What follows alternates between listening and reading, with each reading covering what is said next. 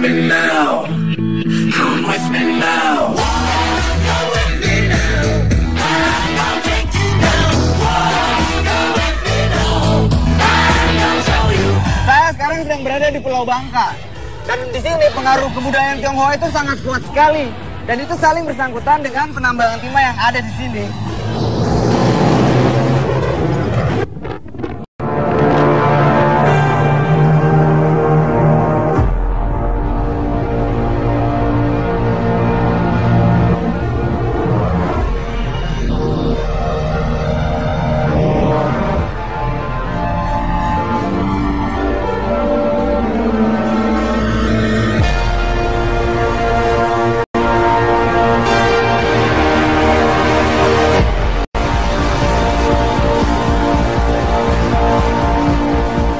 Timah dan Bangka itu tidak terpisahkan.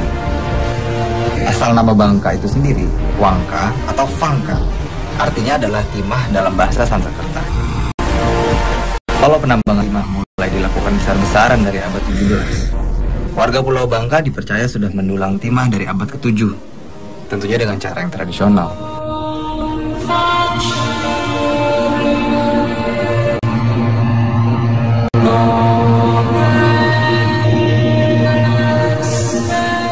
Mendulang atau masih ada sampai sekarang, baik di laut ataupun di darat. Yang di darat tandanya ada lubang-lubang bekas galian. Orang sini nyebutnya tambang rakyat atau tambang inkonvensional.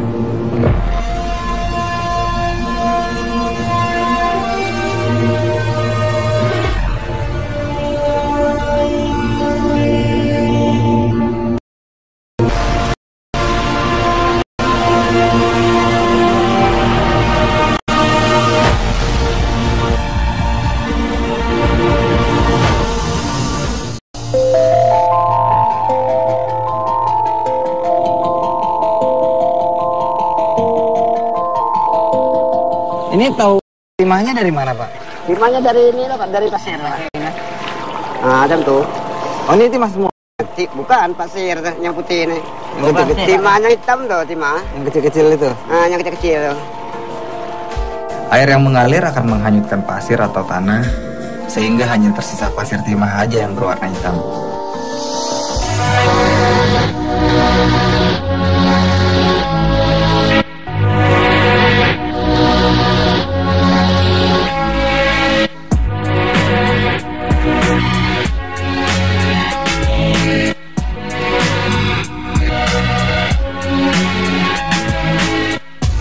Kalau ini dulu sebelum jadi tambang begini, Pak, dulunya apa, Pak? Hutan, dia hutan sih. Oh, digundulin dulu. Nah, digundulin dulu. Ya Allah, sama alat berat. Dulunya, lokasi ini adalah hutan karet milik masyarakat yang berubah menjadi tambang timah dengan alat-alat berat dari tahun 2003 sampai dengan 2011. Tapi sekarang udah nggak aktif lagi karena kandungan timah yang udah sedikit. Pak, Pak, ini banyak nih, Pak ya? Ya, ya. Banyak, banyak. Gede timahnya.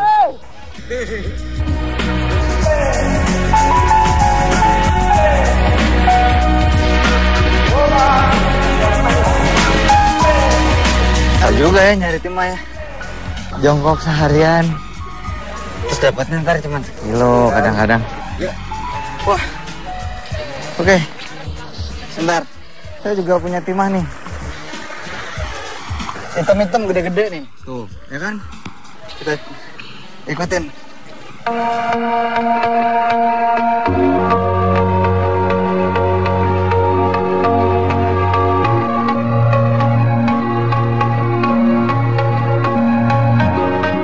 Setelah ngumpulin pasir-pasir timah di karung, selanjutnya kita menyiram pasir-pasir tadi supaya pasir timah benar-benar terpisah dengan tanah.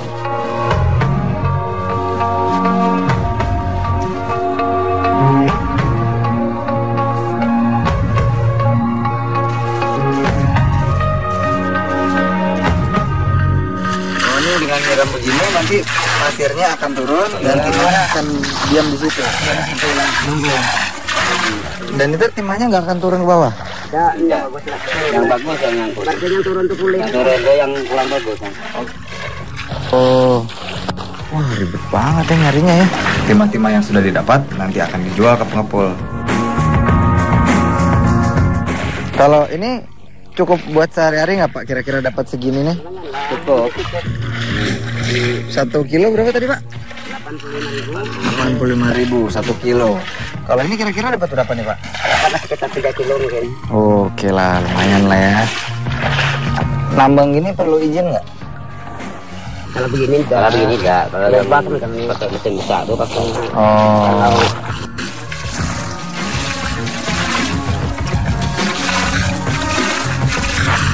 Nah, ini nih timah nih Pak ya.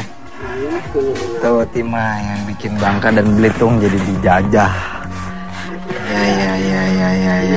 Timah selanjutnya akan dibawa ke pabrik peleburan untuk dilelehkan dan dimurnikan lagi. Hasilnya akan dipakai untuk jadi bahan solder dan elektronik, campuran untuk kalengan minuman, sampai dengan souvenir.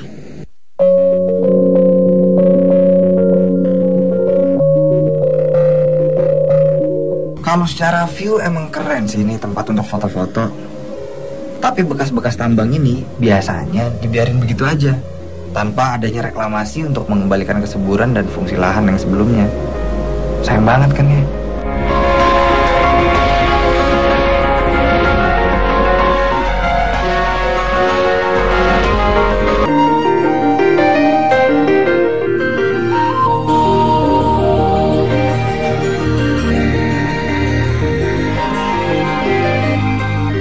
Saya lagi ada di Pulau Bangka.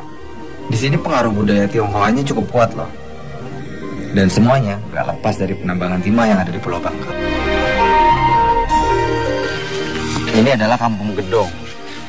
Ini adalah pemukiman warga keturunan Tionghoa tertua di Pulau Bangka. Dulu menurut cerita mereka itu dibawa oleh Belanda ke sini untuk dijadikan pekerja tambang.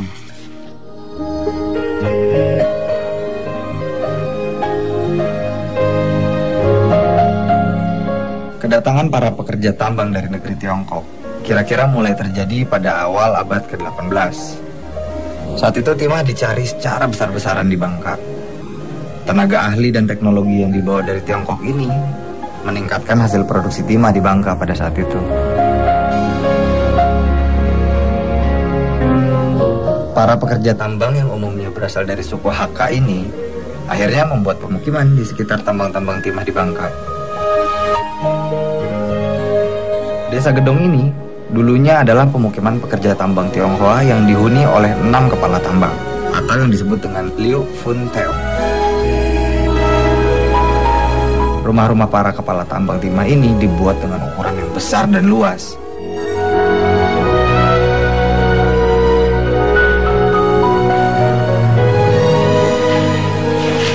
Keren nih rumahnya nih. Boleh masuk ya? Permisi. Walaupun udah jadi desa wisata, rumah-rumah di Desa Gedong ini masih ada penghuninya.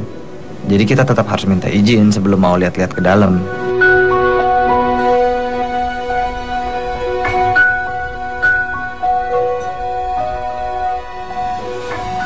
Keren ya? Ini kampung ini disebut Kampung Gedong karena emang rumahnya tuh besar-besar gitu. Kayak ya dulu kan mungkin istilahnya gedongan gitu ya. Jadi Kampung Gedong.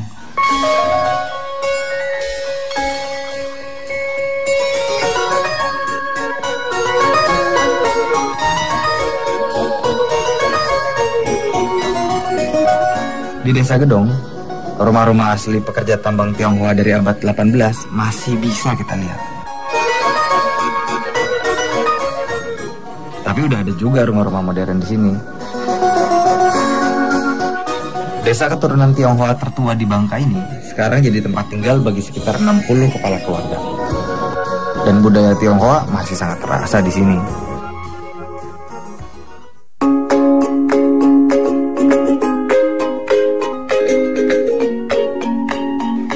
Tapi sekarang masyarakat di Kampung Gedong ini udah nggak lagi jadi buruh tambang timah, melainkan mereka menjadi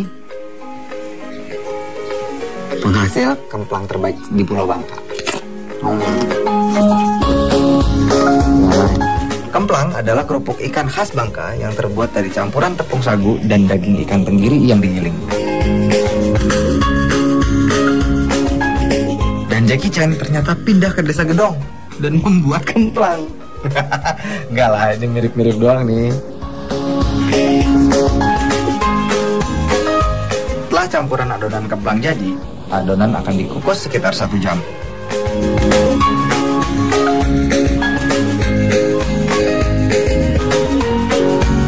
Dan hasil kukusan tadi ternyata bisa langsung dimakan.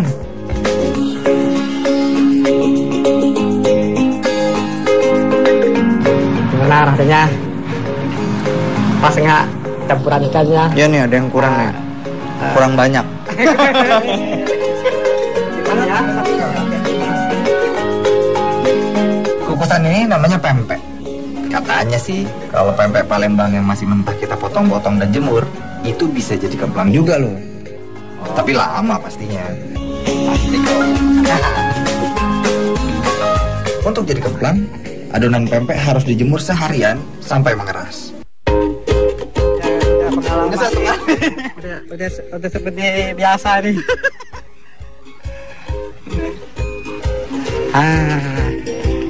Oke, sip deh. Oke, tapi udah.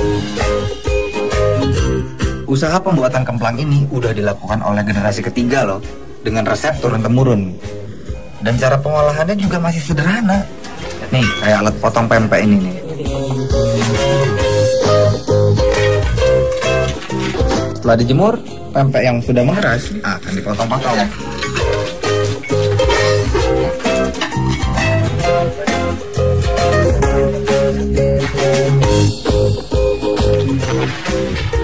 Potongan-potongan tadi harus dijemur lagi selama 2 hari. Totalnya butuh 5 hari untuk membuat kemplang. Nah, kalau ini namanya kemplang cumi Pak ya. Ya, kemplang cumi. Kalau ada titik-titik Kalau merahnya. kalau yang putih kemplang ikan. Oke, gitu. Nggak cuma dari ikan tenggiri, kemplang juga bisa terbuat dari cumi-cumi atau udang. Keras dulu. Kalau ada yang begini, which is ini adalah kesalahan saya. Jadinya setengah harga, maaf Pak ya. Nah, saya kira tugas saya udah selesai nih. Tapi ternyata Udah, Maria. wah, big fish.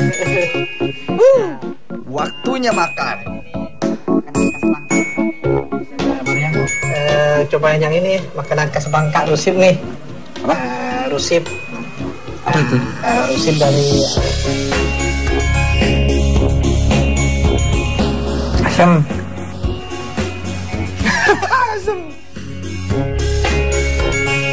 Rusip atau ikan tenggiri yang difermentasi adalah makanan tradisional khas Bangka. Ikan teri akan difermentasi selama kurang lebih seminggu, dan cara makannya ternyata harus dicampur jeruk kunci dan cabai.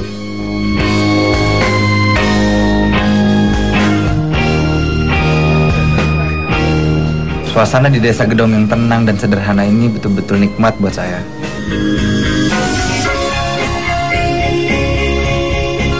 Tapi ya, perjalanan harus dilanjutin. Wih, tunggu. Suara apaan tuh? Tunggu.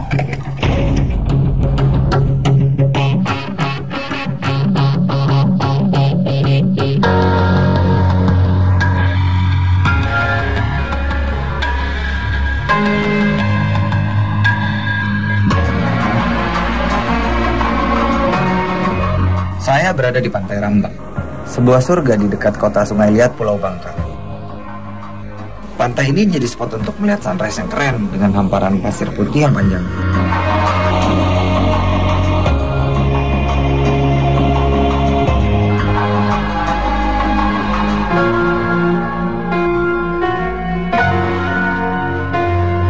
Emang penambangan udah dibatasi sih sama pemerintah. Tapi ya kita susah juga kan ngejagainnya, karena biar bagaimanapun di sini mata pencaharian utama mereka tetap menambang. Ini kayak di sini aja nih. Tuh. Ada penambangan lepas pantai. Ya, lagi.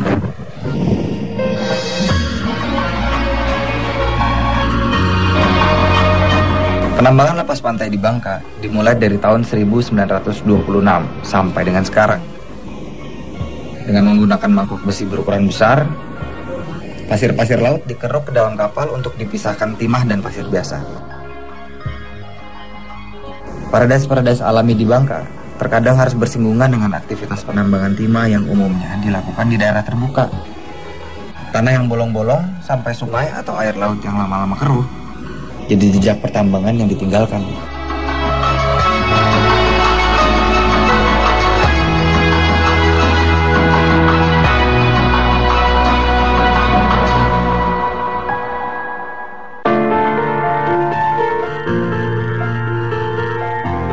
Tapi ada satu paradise di Pulau Bangka yang terselamatkan dari penambangan timah. Letaknya di Bangka Tengah, dikelilingi oleh perkebunan lada yang juga terkenal di sini.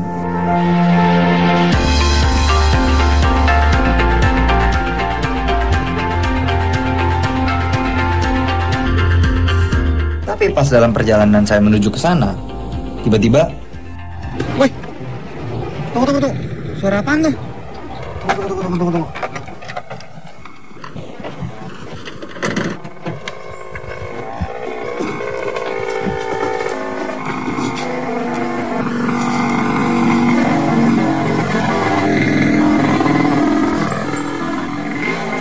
Well, hello paradise.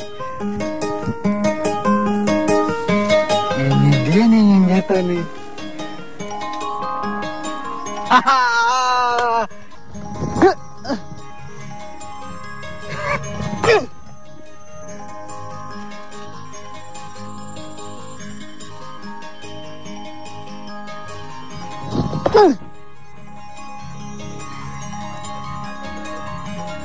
Kalau duriannya udah jatuh, harusnya ada matang. Kalau buat yang nggak suka,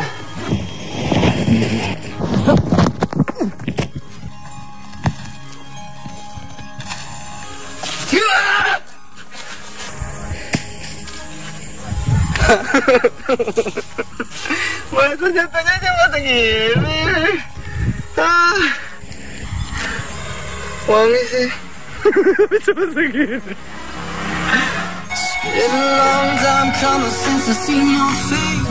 Oke, kita lanjut lagi. Setelah sekitar 1 jam dari kota Pangkal Pinang dan jalannya lama-lama jadi jalan tanah, ini dia hutan Pelawan.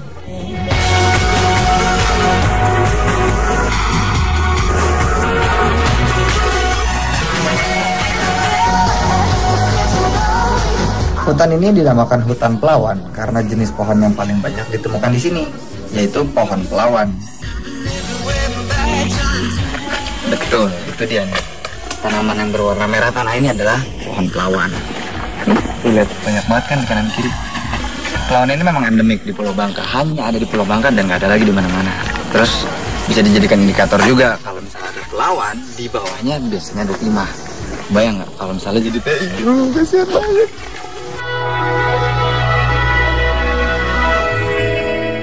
Pohon pelawan selain digunakan untuk menopang pohon lada dan jadi kayu bakar, bunga pohon pelawan jadi sumber madu yang diolah oleh lebah-lebah liar. Madu pelawan terasa sedikit pahit, tapi berkhasiat lebih tinggi dibanding madu dari bunga yang lain. Dan selain itu, ada juga jamur pelawan. Nah, nih, pas. Nih dia nih. Ini yang namanya jamur pelawan nih. Aduh, udah kering. Kita telat nih datangnya nih. Nih, ini yang namanya jamur pelawan. Ini munculnya hanya 1 minggu dalam 1 tahun. Dan itu harus lagi musim hujan. Konon katanya harus disertai sama guntur. Kalau nggak ada petirnya, dia pun nggak keluar. Ini sih mahal banget loh nih. 1 kilonya kalau nggak salah bisa sampai sekitar 2 jutaan deh. Dan ini warnanya pasti merah kayak begini nih. Coba lihat tuh. Ini saya rasa 75.000 paling. Lumayan.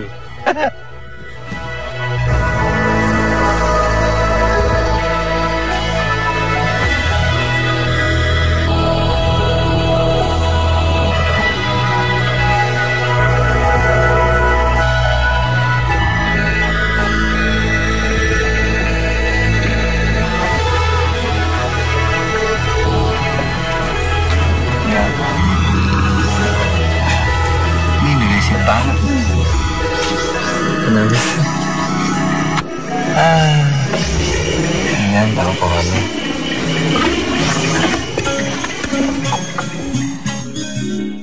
Kita Kita bisa jalan di area trekking sepanjang 2 km dengan medan yang berbeda-beda. Tempatnya tenang dan hanya ditemani oleh kicauan burung. Hutan ini, jika tanpa perjuangan dari penduduk yang mencintai alam, mungkin tanahnya udah bolong-bolong dan jadi daerah pertambangan timah. Statusnya yang belum menjadi hutan lindung beberapa tahun yang lalu membuat hutan Pelawan bebas digunakan untuk kegiatan apa saja termasuk pertambangan. Untung aja masih ada yang peduli. Sekarang hutan Pelawan seluas 250 hektar ini menjadi salah satu paru-paru di Bangka Tengah dengan biotanya yang masih alami.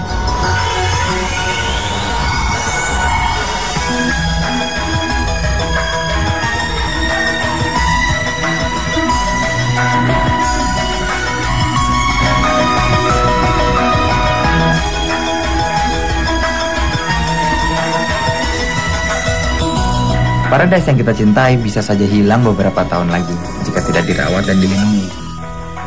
Pulau Bangka memang menjadi surga bagi para pencari timah. Tapi ada surga-surga lain di sini yang bisa ditemukan dan perlu dilestarikan. Saatnya giliran kamu untuk datang.